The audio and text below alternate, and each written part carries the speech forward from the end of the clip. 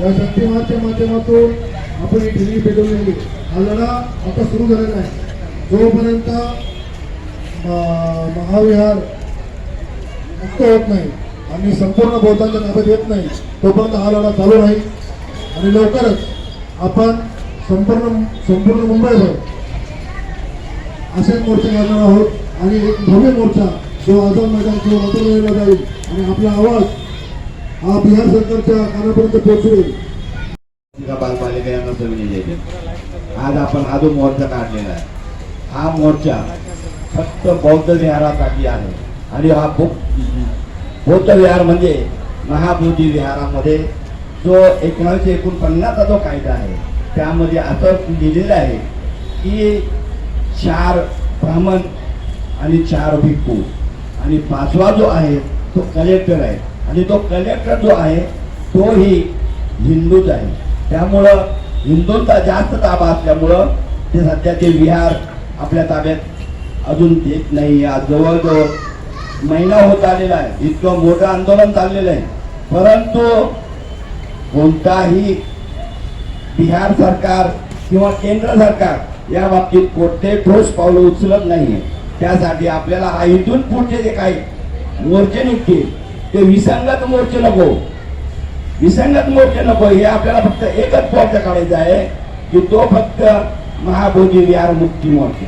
कोणी कोणत्याही पाटे घेऊन फिरू नये ही आमची एक आग्रहाची विनंती राहील. आणि त्याची त्यांनी सर्वांनी नोंद घ्या. जर कोणाला वाईट वाटत असेल त्यांनी मनातून काढून टाकावं. कारण आपला हा मोर्चा जो आहे हा फक्त आपला महाबोधी विहार मुक्ती मोर्चा आहे. त्यासाठी मी आपल्या सर्वांचं मनपूर्वक आभार मानून इथं थांबतो. नमो बुद्धाय. जय भीम. जय भीम. महिलांमध्ये कोण बोलणार नाही का?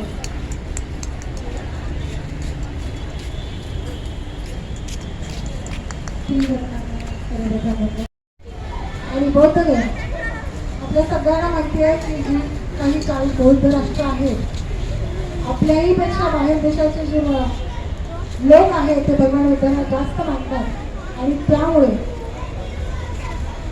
आपलं काहीही दुसरं म्हणणं नाही. जसं इतर धर्मांची धार्मिक स्थळं आहेत श्रद्धास्थान आहेत तसं आमचं श्रद्धास्थान आमचे जे धार्मिक स्थळ आहे ते आमच्या बौद्धांच्या ताब्यात द्यावं इतकी आमची मागणी आहे. कारण आम्ही तुमच्या धार्मिक स्थळावर कब्जा करत नाहीये तर तुम्हालाही तो अधिकार नाहीये. त्यामुळं मला असं वाटतं हा BTO जो कायदा आहे हा रद्द झाला पाहिजे. आणि हे आंदोलन महाराष्ट्रात जे यंग जनरेशन आहे त्यांनी जास्तीत जास्त हातात घेतलं पाहिजे. कारण आपण पुण्याला बघितलं असेल जे या महाबोधी मुक्ती विहारसाठी जे आंदोलन झालं ते किती मोठ्या प्रमाणात होतं. आणि मला वाटतं सोशल मीडिया आपण ॲक्टिव्ह असल्यामुळे जास्तीत जास्त लोकांपर्यंत आपण हा मेसेज गेला पाहिजे. आणि हे बुद्ध विहार ज्या डॉक्टर बाबासाहेब आंबेडकरांनी अटक परिश्रमातून आपल्याला बुद्ध धर्म दिला त्या भगवंताचं महाबोधी विहार जे आपलं श्रद्धास्थान आहे ते आपल्या बौद्धांच्या ताब्यात मिळण्यासाठी मला वाटतं आपण शेवटच्या श्वासापर्यंत आपण लढलं पाहिजे.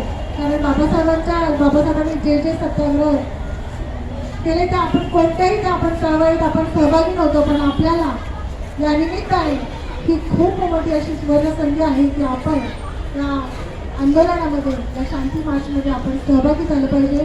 आणि मला वाटतं की प्रत्येक बौद्धाचं आद्यकर्तव्य आहे आणि आपण प्रत्येकाने इथून पुढे जो आपला आंदोलन असेल किंवा काही जो शांती मार्च करणार आहोत तो मला वाटतं जास्तीत जास्त मोठ्या प्रमाणात निघावा अशी आपल्याकडून अपेक्षा आहे. धन्यवाद. जय भीम. नमो बुद्धाय.